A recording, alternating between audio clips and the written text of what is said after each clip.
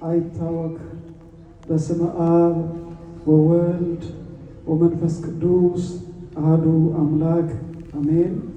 ክቡር መልአከ ታቦር፣ ክቡር ወንድማችን ዲያቆናት፣ እንዲሁም በዚህ ቅዱስ ስፍራ እግዚአብሔርን ለማመስገን በዚህ ማለዳ በመቅደሱ የሰበሰባችሁ ክርስቶሳውያን በየስም ደረጃችሁ እንደምን አደራችሁ? እንደምን አደራችሁ? እንደምን አደራችሁ? እግዚአብሔር አምላካችን ስሙ የተመሰገነ ይሁን። የማይሾሙት ዘላለማዊ ንጉሥ፣ የማያበድሩት ባለጸጋ፣ ቸርነቱ ከውቅያኖስ በላይ የሰፋ በቸርነቱ ጠብቆ እችን ጊዜ የሰጠን የአባቶቻችን አምላክ እግዚአብሔር የተመሰገነ ይሁን። ዛሬ እንደ እግዚአብሔር ፍቃድ በዛሬው ዕለት ቅድስት ቤተ ክርስቲያናችን ለሕይወታችን፣ ለጤናችን፣ ለሰላማችን በዚህ ዓለም ውስጥ ስንኖር በሕይወት እንዳንዝል እንድንጠነክር እግዚአብሔር መንፈስ ቅዱስ በዚህ ጠዋት ሁላችንም ስጋችን በምትፈልግበት ሰዓት የሚያስፈልጋትን እንደምንመገብ ሁሉ መንፈሳችንም ደግሞ የእግዚአብሔር ቃል ያስፈልገዋልና ነፍሳችን መንፈሳችን እንድንመግብ ቤተ ክርስቲያን ያዘዘችን ለሁላችንም የታዘዘው የነፍስ ምግብ የዕለቱ ትምህርት የዮሐንስ ወንጌል ምዕራፍ 14 ከቁጥር 22 እስከ መጨረሻው ያለው ነው። ይህ ቃል በዚህ ጠዋት ለነፍሳችን የምንመግባትን፣ የምናስተምራትን፣ የምንሰማላትን ቤተ ክርስቲያን ያስቀመጠችልን ያዘዘችልን የጠዋት የዕለተ ሰንበት የነፍስ ቁርሳችን ነው። ስለዚህ ሁላችሁ ረጋ ብላችሁ ቃሉን እንድትከታተሉ በእግዚአብሔር ስም አሳስባለሁ። ከውጭ ያላችሁ ለተወሰነ ጊዜ ድምፃችሁን ቀነስ አድርጉና ወደ ዕለቱ ወንጌል እንድትመጡ አሳስባችኋለሁ። አርፍዳችሁ ለመጣችሁ ሲነበብ ላልሰማችሁት ደግሜ ያነበዋለሁ። የዮሐንስ ወንጌል ምዕራፍ 14 ከቁጥር 12 እስከ መጨረሻ ያለው ቃል የአስቆሮቱ ያይደለ ይሁዳ ጌታ ሆይ ለዓለም ሳይሆን ራስን ለእኛ ልትገልጥ ያለ እንዴት ነው አለው። ኢየሱስም መለሰ አለው፣ የሚወደኝ ቢኖር ቃሌን ይጠብቃል፣ አባቴም ይወደዋል፣ ወደ እርሱም እንመጣለን፣ በእርሱም ዘንድ መኖሪያ እናደርጋለን። የማይወደኝ ቃሌን አይጠብቅም። የምትሰሙትም ቃል የላከኝ የአብ ነው እንጂ የኔ አይደለም። ከእናንተ ዘንድ ስኖር ይህን ነግሬያችኋለሁ።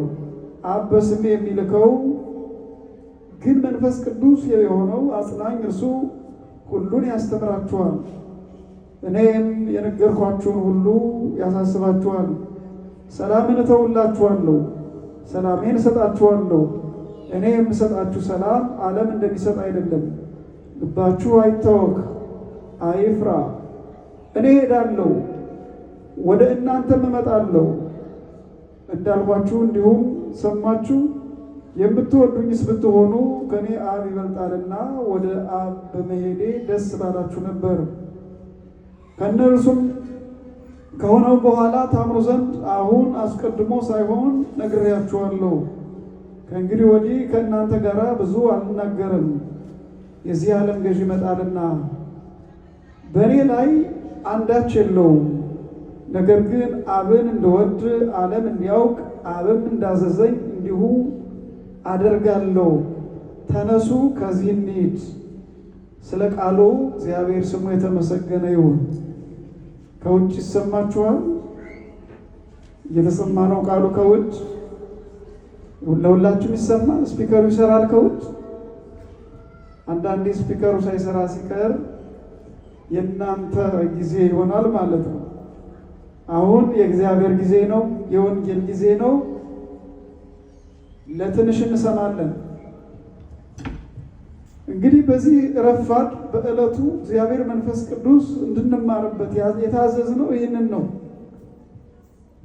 በእግዚአብሔር ቃል ራስን መግራት፣ በእግዚአብሔር ቃል መጽናት፣ በእግዚአብሔር ቃል ማመን፣ በእግዚአብሔር ቃል መታመን እጅግ መታደል ነው፣ መመረጥ ነው። ስለዚህ ቃሉን በሕይወታችን ሊያሳድርብን ፈቃዱ ይሆንልን።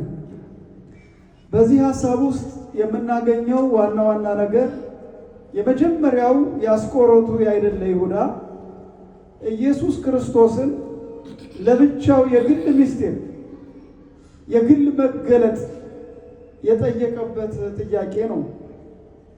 የአስቆሮቱ ያይደለ ይሁዳ የሚለው ስም ክርስቶስን ከሰቀለ በኋላ ለመጠሪያ ያልተመረጠ ስም ሆነ እንጂ ጥሩ ስም ነበረ። ይሁዳ የሚለው ስም ግን መጥፎ ሰው፣ ክፉ ሰው፣ ለእግዚአብሔር የማይታዘዝ ሰው፣ ገንዘብን የሚያስቀድም ሰው፣ ስግብግብ ሰው የስም ታሪክን ያበላሻል። ወገኖቼ የስም ታሪክን ያጠለሻል።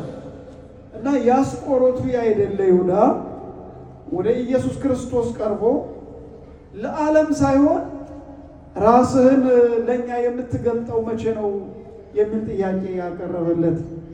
ለምንድን ነው ይሄ ሰው ይህን ጥያቄ የጠየቀው ያለ እንደሆነ በወቅቱ የክርስቶስ መምጣት ምድር ላይ ካሉ ከክፉ ገዢዎች ከነበረባቸው ጭንቀት በአንድ ጊዜ ጠራርጎ አስወግዶ እኔ ነኝ ንጉሳችሁ ከእናንተን ማን ይነካል እንዲባሉ ነበር አስበው የነበረ። ይሄ ስህተት ነው። ዛሬም በእኛ ዘመን ክርስቲያን ሆነው እኔ ክርስቲያን ነኝ፣ ለእግዚአብሔር ራሴ ለይቻለሁ፣ ብዙ ነገር አደርጋለሁ፣ እጸልያለሁ፣ እመጸውታለሁ፣ እሱ ግን ለእኔ የምጠይቀውን አይመልስልኝም የሚል ብዙ ጊዜ የግል ግንኙነት የሚያተኩሩ ብዙ ሰዎች አሉ። እንደዚህ አይደለም። የክርስቶስ ሐሳብ እንደዚህ አይደለም። የክርስቶስ ሐሳብ የእኛን ሐሳብ የክርስቶስ ሐሳብ እንዲውጠው ነው የሚያስፈልገው። ያ ሲሆን ነው የእኛ መልስ ለእኛም የሆነው። ክርስቶስ ለእኛ የሚያስፈልገውን ያውቃል። ምክንያቱም የክርስቶስና የእኛ ያለን እይታ አንድ አባት በጣም የሚወዳቸውን ልጆቹን እንደሚያይበት ዓይን ነው እግዚአብሔር ለሰው ልጅ ያለው እይታ። ስለዚህ ይህ ብቻ መረዳት በቂ ነው። እንዴት ይሰጠኛል፣ መቼ ይሰጠኛል የሚለው አስፈላጊ አይደለም። እግዚአብሔር በዚህ ምድር ላይ በስሙ የሚያምኑትን ልክ አንድ ጥሩና መልካም አባት ለልጆቹ የሚያደርገውንና ልጆቹን የሚያይበትን ያክል እይታ እግዚአብሔር እኛን ያየናል። ሌሎችንም እንኳ ቢሆን ከዚህ በከፋ አያያቸውም። እግዚአብሔር በምሕረቱ ባለጸጋ ስለሆነ ቸር ስለሆነ። ስለዚህ የአስቆሮቱ ያይደለ ይሁዳ አንተ ራስን የምትገልጥበት መቼ ነው እንዴት ነው ብሎ ነው የጠየቀው።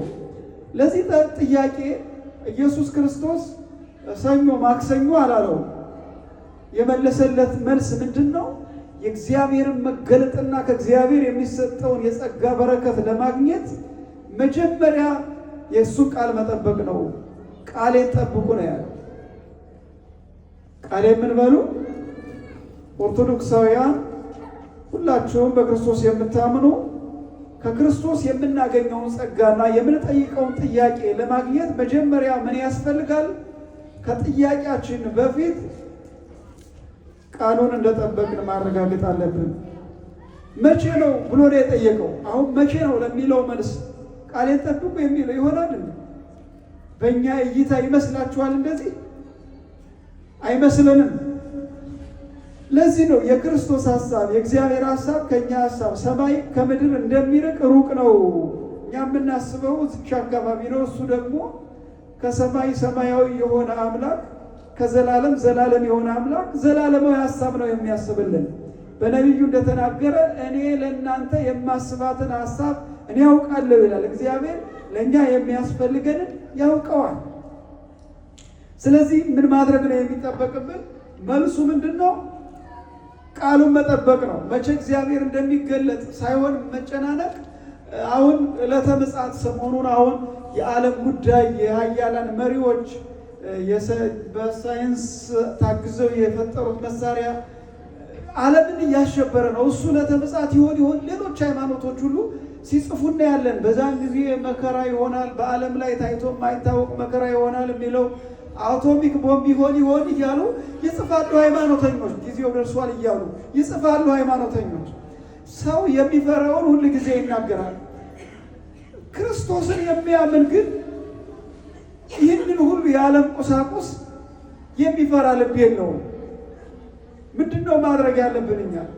ከዚህ ሁሉ ከምድራውያን ጠበብቶች እጅና የአእምሮ ጭማቂ ከወጣው አቶሚክ ቦምብ በላይ የሆነ አባት አለ፣ ከክፉ የሚሸሽግ አባት አለ፣ እሱን የሚያመክን አባት አለ። ስለዚህ ምን ማድረግ ነው ያለብን? ከቦምቡ በላይ መፍራት ያለብን የእግዚአብሔርን ቃል። ከረሃቡ ከቸነፈሩ ከጥላቻው በላይ መፍራት ያለብን እኔ ለእግዚአብሔር ምን ያክል ልጁ ሁኛለሁ፣ ምን ያክል እየታዘዝኩት ነው፣ ምን ያክል በመታዘዝ እየታየ ነው ህይወቴ፣ ምን ያክል ለእርሱ እያደረግኩ ነው ብሎ ማመን ማየት ያስፈልጋል። ከዚህ ስንስት ነው እግዚአብሔር አሳልፎ የሚሰጠን። ከዚህ ውጭ ግን መከራ በዓለም ላይ ታይቶ የማይታወቅ መከራ በዛን ጊዜ ይሆናል ይላል። ያ ቀን እንኳን ቢመጣ መከራ የሚሆነው ክርስቶስን ለማያምኑት ብቻ ነው። ስቃየው የሚሆነው እልቂት የሚሆነው ዋልቦ ማይለቅት የሌለው የሰዎች የእንባ ብዛት እንደ ጎርፍ ጅረት የሚወርደው ክርስቶስን ለማያውቁና ለማያምኑ ብቻ ነው። ክርስቶስን ለሚያምንና ለሚያውቅ እሱ ኢምንት ነው። እንዲያውም ያ ቀን የደስታ ቀን ይሆናል። ቃለ ሕይወት ያሰማችሁ የሚባለው ያኮ ነው። ቃለ ፍስሐ ወሐሴት የደስታ ቀን ኑ የአባቴ ቡሩካን። አያችሁ፣ የደስታ ቀን። ስለዚህ ይህንን የደስታ ቃል በመሻት በዚህ ምድር ላይ ያለውን ችግር የራሳችን የግል ችግሮች ቢጎትቱንም እንኳን ወደ ክርስቶስ በጎ ሀሳብ ለማደግ መወርወር በምን? በእግዚአብሔር ፊት እየወደቁ እግዚአብሔርን ይቅርታ እየጠየቁ ንስሐ እየገቡ ዛሬም ያንተ ነኝ እያሉ ዛሬም ካንተ መራቅ አልፈልግም እያሉ ሁል ጊዜ ራስን እያደሱ መቀጠል ያስፈልጋል። ይሄ ከሆነ መከራው ስቃዩ ምኑ ቢመጣ አያስፈራንም። ለዚህ ነው ቅዱስ ዳዊት ልበ ንጹሐ ፍጥር ሊተ መንፈሰ ርቱዐ አድስ ውስተ ከርሴ ኢትግድፈኒም ቅድመ ገጽከ። ቅድም ሲነበብ እንደሰማችሁት ልበ ንጹሐ አድስ እግዚኦ ፍጥር ሊተ እግዚኦ፣ ንጹሕ ልብን ፍጠርልኝ፣ መንፈሰ ርቱዐ አድስ ውስተ ከርሴ፣ አዲስ መንፈስ አዲስ ልብም ስጠኝ ይላል። አዲስ ልብ። አሁን ልብ መቼም የሰውነቶቻችን እኛ ድንቅና ውብ ሆነን ተፈጥረናልና ከኛ የሰውነት መዋቅር አንደኛውም የማያስፈልግ ባይኖርም ከሁሉም በላይ አእምሯችንና ልባችን ያው ከአእምሯችን ጋር እንዲህ ነው። የሰውነት መዋቅር ጥናት አላጠናሁም። በመጽሐፍ ቅዱሱ እይታ ግን ልብ የሁሉ ማዕከል ነው። ልብ ከዛለ ሁሉ ሰውነታችን ይዝላል። ልባችን ከጠነከረ ሁሉ ነገራችን ይጠነክራል። ለዚህ ነው ጠንካራውን ልብ ስጠኝ የሚለው። ወንድሞቼ ጠንካራውን ልብ እግዚአብሔር ይስጠን። ያልጠነከረውን ልባችን እንዲጠነክር ያድስልን። ልባችን አዲስ ውስተ ከርሥየ። የሚገርም እኮ ነው የልብ አምላክ ዳዊት። እና ውስጣችን ሁል ጊዜ ሲቆሽሽ ምን አለው ማለት ነው? መለወጥ አለው ማለት ነው። ታድሶ እንዳላችሁ ደግሞ ይሄ መጥፎ ስም የማይረቡ ሰዎች ይዘውታል። መታደስ ማለት መለወጥ ማለት ነው። በነገራችን በልቡናችሁ ሀሳብ ታደሱ ይላል። አንዳንድ ጊዜ ማይሆን ሰው ስምን ሲወስደው ያስቸግራል። ልክ እንደዚህ እንደ ይሁዳ ስም ማለት ነው። እና ዳዊት በአምላክ ዳዊት ልቤን አድሰው ነው ያለ። ልቤን አድሰው። መታደስ ማለት ምን ማለት ነው? አዲስ መሆን ማለት ነው። የነበረውን የቆሸሸውን መለወጥ ማለት ነው። እንደዚህ አድርገኝ ኢትግድፈኒም ቅድመ ገጽከ ከፊትህ አትተወኝ፣ ከፊትህ አትጣለኝ ይላል። መድኃኔዓለም ከፊቱ አይጣለን። ስለዚህ ሁል ጊዜ በእግዚአብሔር መንግሥት ውስጥ የኛ የምንፈልገውን ለማግኘት ምን ማድረግ አለብን? ቃሉን መጠበቅ አለብን። ይህ እንደሆነ እግዚአብሔር ዛሬ ያስተምረናል። ኢየሱስ መልሶ የተናገረው ለአስቆሮቱ አይደል ለይሁዳ የመለሰለት መልስ ምንድን ነው? መከራስን ትገልጣለህ ሲለው ሰኞ ማክሰኞ አይደለም ያለው፣ ቃሌን የሚጠብቅ የሚወደኝ ቢኖር ቃሌን ይጠብቃል ነው ያለው። የእግዚአብሔርን መገለጥ ለማየት ኢየሱስ ክርስቶስን መውደድ ያስፈልጋል። ቅዱሳን ሁሉ ሰማዕትነት የተቀበሉለት፣ የተራቡለት፣ የተሰደዱለት፣ የተነቀፉለት፣ ዘመናቸው ሁሉ የታመኑለት ኢየሱስ ክርስቶስ ነው።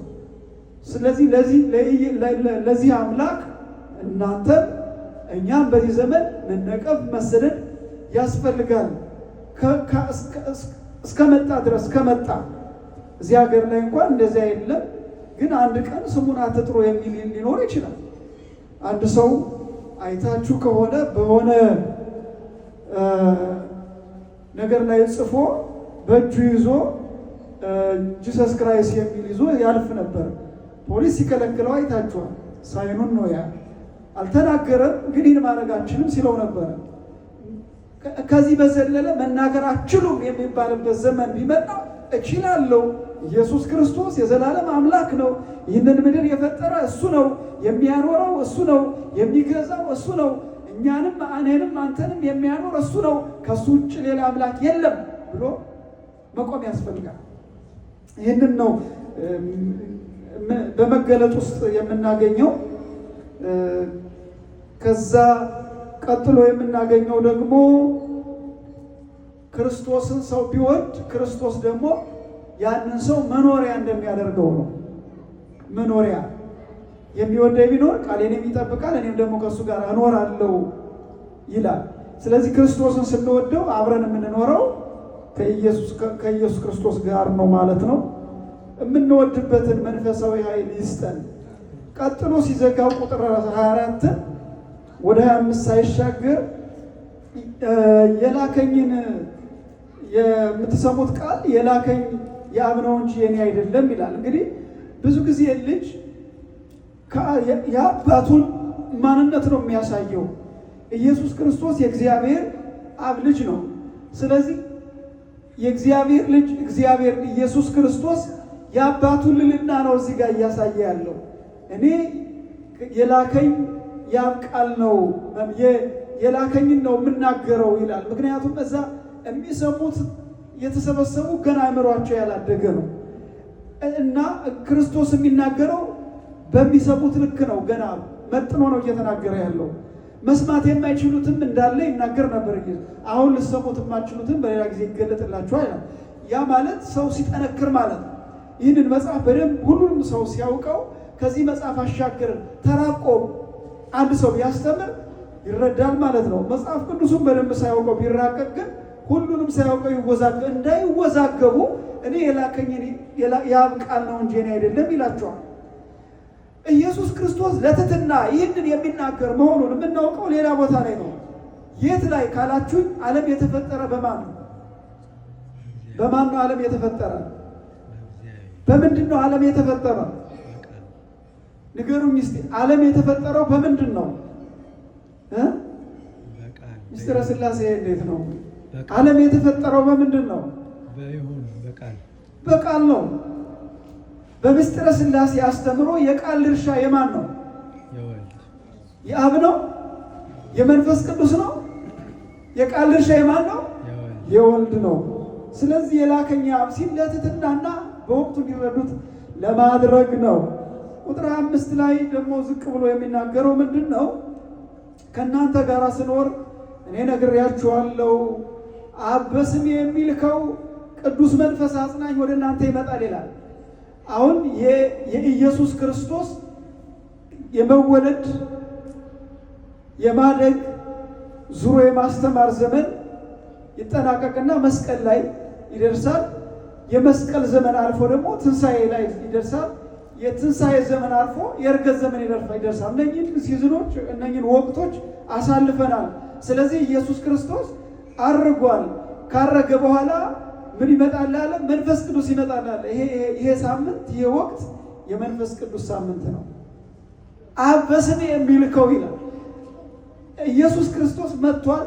መንፈስ ቅዱስ ሲመጣ ደግሞ የሚያጸናው ኢየሱስ ክርስቶስ ያስተማረው ነው። አብ የሚታየውን በሚታየው ነው የሚናገረው። መንፈስ ቅዱስ ደግሞ በማይታይ ሁኔታ የሚያምኑትን አድሮ ያጸናል።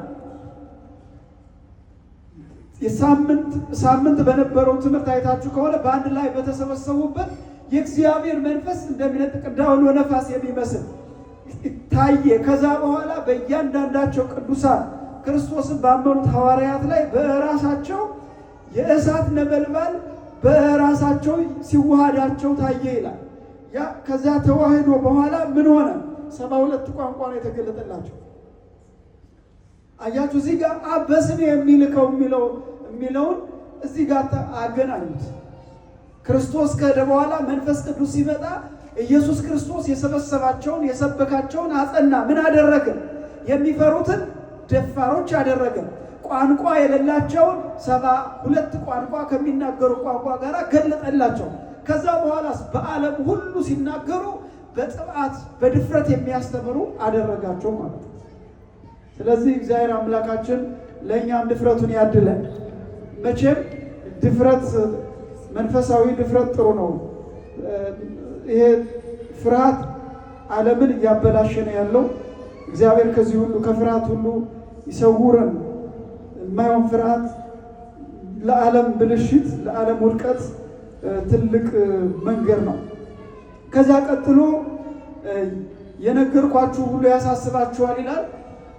መንፈስ ቅዱስ ከመጣ በኋላ ኢየሱስ ክርስቶስ ያስተማረውን የሚያስታውሱ ሆኑ። በአንዲት ሴት ፊት ለመናገር አፍረው የነበሩት እነ ቅዱስ ጴጥሮስ በጉባኤ ፊት ቆሞ እናንተ በግፍ የሰቀላችሁት ኢየሱስ ክርስቶስ እርሱ በመስቀል ላይ የተሰቀለውን ኢየሱስ ክርስቶስ እግዚአብሔር አስነሳው እያለ የሚሰብክ ሆነ። ዘመነ ሰማይ እስከሞት ድረስ የሚናገሩ ሆኑ። ለምን? በውስጣቸው የእግዚአብሔር መንፈስ ስላለ። የእግዚአብሔር መንፈስ ካለ ደግሞ ሰላም አለ። ሰላሜን እተውላችኋለሁ፣ እኔ የምሰጣችሁ ሰላም ዓለም እንደሚሰጠው አይነት ሰላም አይደለም አለ። እውነት ነው። ኢየሱስ ክርስቶስ ለሐዋርያት የሰጠው ሰላም ዓለም ከዚያ በፊት የነበራቸው ሰላም አይነት አይደለም። የሐዋርያት ሰላም ሰማያዊ ሰላም ነው፣ ዘላለማዊ ሰላም ነው። የኢየሱስ ክርስቶስ ሐሳብ ነው። የኢየሱስ ክርስቶስ ቅር ነው። የኢየሱስ ክርስቶስ ዓላማ ነው። እሱን ሰላም ያዙ። ከዛ በኋላ ኃጢአት ለሚሰሩት ሰዎች ኃይለኛና ክፉ ገዢዎች ነበሩ። በእነሱ ፊት እያለቀሱ ነበር ወንጌልን የሚሰብኩ። ለምን? አሁን እኛ ሁላችን በእያንዳንዳችን ልብ ያለውን ሁላችንም ስለማናውቀው ልብሳችን በሆነ ስለሆነ የምንተያየው ሁላችንም ንጹሕ ክርስቲያን ልንመስል እንችላለን። ምክንያቱም የእያንዳንዱን ኃጢአትና በደል የሚያይ መንፈስ ላይ አልደረስንምና። ቅዱሳን ሐዋርያት ግን ያንን ስለሚያውቁ እያለቀሱ ናዳን እባክህ ከዚህ ውጣ፣ ከዚህ የጣዖት አምልኮ ውጣ፣ ከዚህ የጥንቆላና የሟርት መንፈስ ውጣ እያሉ ያድኑ ነበረ። ምክንያቱም እነሱ የያዙት ሰላም ለሁሉም እንደሚያስፈልገው ስለሚያውቁ። ዛሬ ይሄ ሰላም በእያንዳንዳችን ልቦና ውስጥ ስላልበዛ ቦታ ስለሌለው የሁከት እየተከሰተ ነው ያለው እና እኔ የሚሰጣችሁ ሰላም ዓለምን እንደሚሰጥ አይደለም። ከዛ በኋላ ልባችሁ አይታወክ አይፍራ ይላል። የትምህርታችን ርዕስ ምን ነበር? የትምህርታችን ርዕስ ምን ነበረ?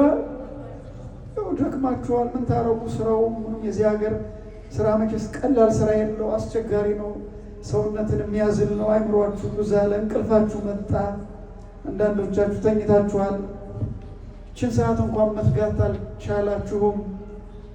የስጋ ጠባይ ነው፣ የስራው ኃይል ከባድ ነው እዚህ ሀገር። ግን ደግሞ ጥሩ ነው፣ በጉልበት በላብ በወዝ ጥረህ ግረህ ብላ ስለሚል ጥሮ ግሮ መብላት ወንጌል ነው። እሺ፣ ስራ ወንጌል ነው። ስራ መስራት ወንጌል ነው። ተቀምጦ ወሬ ማራገብ ነው ኃጢአት። ተቀምጦ በየአስሩ በዚህ አንሊሚትድ ስልክ እየደወሉ ሰው ከሰው ጋር ማያያዝ ነው ኃጢአት። በስራ ቢዚ መሆን ስራ መስራት ጽድቅ ነው። ስትሰሩ ትመጸውታላችሁ። ስትሰሩ መልካም ነገር ወደ እናንተ ይመጣል። የተራበ ታበላላችሁ፣ ተርቤ አላበላችሁኝም የሚለውን የወንጌል ቃል ትፈጽማላችሁ። ስለዚህ ስራችሁን ደግፋለሁ። የወንጌል ጊዜ ሲደርስ ግን ተግታችሁ አይምሯችሁን አዛችሁ ለመስማት ሞክሩ። ብትችሉ ማስታወሻ ያዙ። ብትችሉ አሁን እዚህ ዓመት እዚህ ቤተክርስቲያን ሲመሰረት ጀምራችሁ የነበራችሁ ሰዎች ዛሬ ቤተክርስቲያን ስንት ዓመቱ ነው? ስንት ዓመቱ ነው? እኔ እንኳን ከመጣሁ 10 ዓመት ሆነ። 12 ዓመት ተምራችኋል። 12 ዓመት እኮ 12 ዓመት ዶክትሬት ስንት ዓመት ነው? አንድ ሰው ዶክትሬት ቢይዘው በስንት ዓመት ነው? አስባችሁታል? አሁን እናንተ እኮ ዶክትሬት መያዣችሁ ነገረ ቴዎሎጂን ማስተማሪያችሁ ዘመን ነው እንጂ እንቅልፍ የምተኙበት ጊዜ አይደለም። ማወቅ ያስፈልጋል። ይሄንን እንዳትሰንፉ። ሐዋርያት የሰነፉት 3 ዓመት ነው። ከ3 ዓመት በኋላ ቅዱሳት መጻሕፍትን ገለጠላቸው ይላል። ምክንያቱም የእነሱ ልቡና ፍላጎት ስለነበረው። ይህንን የምነካካችሁ ለምንድን ነው? አይምሯችሁ ይፈልግ ማለት ነው። ይፈልግ። እግዚአብሔር ለሚፈልጉት ቅርብ ነው። እቤት ስትገቡ ዛሬ ምንድን ነው ያስተማሩት? ወንጌል እስቲ ላነበው። መልእክታቱ ምንድን ነው ያስተማሩት? በመልእክቱ ላይ ምንድን ነው በዕለቱ የተነገረው ብሎ ማንበብ ይጠይቃልና ነው። እና ምን አላቸው? ልባችሁ አይታወቅ አይፍራ፣ እኔ ሄዳለሁ፣ ወደ እናንተ እመጣለሁ እንዳልኋችሁ ሰማችሁ። የምትወዱኝ ብትሆኑ ከኔ አብ ይበልጣልና ወደ አብ በመሄዴ ደስ ይበላችሁ ይላችሁ ነበር ይላል። አሁንም የትህትና ቃል ነው የሚያስተምራቸው። ምክንያቱም በዙሪያው የተሰበሰቡት የኢየሱስ ክርስቶስን መሄድ መቼስ እንዲያው አገር ቤት ስትሄዱ ተሳፍራችሁ ወደዚህ ልትመጡ ስትሉ እስከ ኤርፖርት የሚፈሰውን እንባ ያያችሁት? ሰው እያለቀሰ ነው የሚሸኛችሁ አይደል? መቼስ ያሏችሁ ቤተሰቦች የቤተሰብ አይነት ይለያያል። እድለኛ የሆነ እናት አባቱ፣ እንደዚህ ደግሞ የአረፍተ ዘመን የገታቸው ከሆነ ቤተሰብ ብቻ የሆነ ሰው እያለቀሰ ይሸኛችኋል። ለምንድን ነው እንደዚያ የሚሆነው? ለጥቂትም ጊዜ ቢሆን ከእሱ ልትለዩ ስለሆነ ነው። ቅዱሳን ሐዋርያትም ኢየሱስ ክርስቶስ ሊያርግ ሲል እያለቀሱ ስላስቸገሩት ከእሱ ሲለይ ያለቅሱበት ስለነበር ያዝኑ ስለነበር እኔ እሄዳለሁ፣ ስሄድ አጽናኙ መንፈስ ወደ እናንተ ይመጣል፣ አይዟችሁ አታልቅሱ ነው የዚህ ትምህርት ዓላማ። ከዛ በኋላ እመኑ ነው። እመኑ አስቀድሜ ነግሬያችኋለሁ ነው የሚላቸው። የዚህ ዓለም ገዥ ይመጣል። የዚህ ዓለም ገዥ የተባለው ዲያብሎስ ነው። የዚህ ዓለም ገዥ ሁል ጊዜ ከክርስቶስ የወጡትን ሰዎች እየተቀበለ ይገዛል። የዚህ ዓለም ገዥ ሰይጣን ነው። እሱ ሲመጣ ያኔ የክርስቶስ ከሆነ ማንም ሊይዛችሁ አትችሉም። የዮሐንስ ወንጌል ምዕራፍ 10 ላይ በጎቼን እኔ ያውቃቸዋለሁ፣ ከእጄ ማንም ሊነጥቃቸው ሊወስዳቸው አይችልም ይላል። በዚህ ዓለም ያለ ኃያል ማንም ቢሆን ከክርስቶስ እጅ የክርስቶስ ከሆነ ከእጁ ሊነጥቀን የሚችል ማንም የለም። እሱ የእሱ ለመሆን ነው። የዚህ ጠዋት የትምህርታችን ዓላማ ልባችሁ አይታወቅ። በዚህ ዘመን የልብ መታወቅ ምድርን እያናወጠ ነው። መሪዎችም ልባቸው ታውቋል፣ ልባችን ታውቋል። በዚህ ዓለም ውስጥ ያለውን ነገር ብቻ የሃይማኖት መሪዎች ልባቸው ታውቋል። የሀገር መሪዎች ልባቸው ታውቋል። መንግስታት ልባቸው ታውቋል። ለምንድነው የታወቀው? ለምንድነው የሚያሳውቀው? ያለ እንደው ፍርሃት ነው። ፍርሃትን የሚከተው ያለን ማን ነው? ያለ እንደሆነ ሰይጣን ነው። ሰይጣን በሰው ልቡና ውስጥ ቦታ ሲይዝ እረፍት አይሰጥም። ሰውን ከሰው ጋር ያጋጫል። ኢየሱስ ክርስቶስ ቦታ ሲይዝ ደግሞ ለሰው ሁሉ ሰላም ይሆናል። ሰላሜን እተውላችኋለሁ። ከዓለም የተለየ ሰላም ነው የሚይዘው ያ ሰው። ሰውን የሚያከብር ሰላም ነው ያ መሪ ያለው። ሰውን የሚያከብር ሰላም የሌለው መሪ ሰላም ሊሰጥ አይችልም። ስለዚህ ሰላም በሌለው ሰው ሰላም ትጠፋለች። ሰላም በሌለው ሰው ሰላም የሚኖሩ ሰዎች ሰላማቸውን ያጣሉ። ስለዚህ ንጉሠ ሰላም ኢየሱስ ክርስቶስ ሁሌ ጊዜ ሰላማችንን ይሰጣል። ከሰው ባናገኝ አይምሯችን ሰላም ከሆነ ማን ይነቀንቀናል? ብዙ ጊዜ እኮ ሰላም የሌላቸው ሰዎች አሁን እዚህ ሀገር በትልቅ ፍርሃት ውስጥ የሚኖሩ አሉ። በኪሳቸው መከላከያ የኤሌክትሪክ መከላከያ የሚይዙ አሉ። እናንተ ስለማታውቁ ነው። አንዳንድ ጠለቅ ብለን ብዙ ማናውቀው ነገር አለ። መሳሪያ ገዝቶ በኪሱ የሚይዝ ሰው ይኖራል እዚህ ሀገር፣ አላውቅም። ይህ ሁሉም ያመጣው ምንድን ነው? ሌላ ሰው የሆነ ነገር ያደርገኛል ብሎ ስጋት ነው። የእግዚአብሔር ሰዎች ግን እንደዚህ አይደሉም። እኔ የምሞተው በታቀደልኝ ቀን ነው። የኔን ቀን ማንም አይወስዳትም። የኔ ቀን የኔ ናት። እሱ ባላቀደው ቀን እኔ አልሞትም ብሎ ነው የሚያምነው። ስለዚህ ምን ሆኖ ይኖራል? ደስ ብሎት ይኖራል። በፈለገ ወጥቶ በፈለገበት ገብቶ ይኖራል። እንደዚህ እግዚአብሔርን የማያምኑ ሰዎች፣ ለመኖር የሚጓጉ ሰዎች ግን እንደ ሰጉ ይኖራሉ። ወንድሞች ስለታመማችሁ ስለታመመ አንድ ሰው አይሞትም። ስላልታመመም ደግሞ ሰው ሰላም አይኖርም። ፊዚካሊ የማይታይ ህመም ያለበት የሆነ የውስጥ መረበሽ፣ የልብ መረበሽ በፊዚካል ላይታይ ይችላል።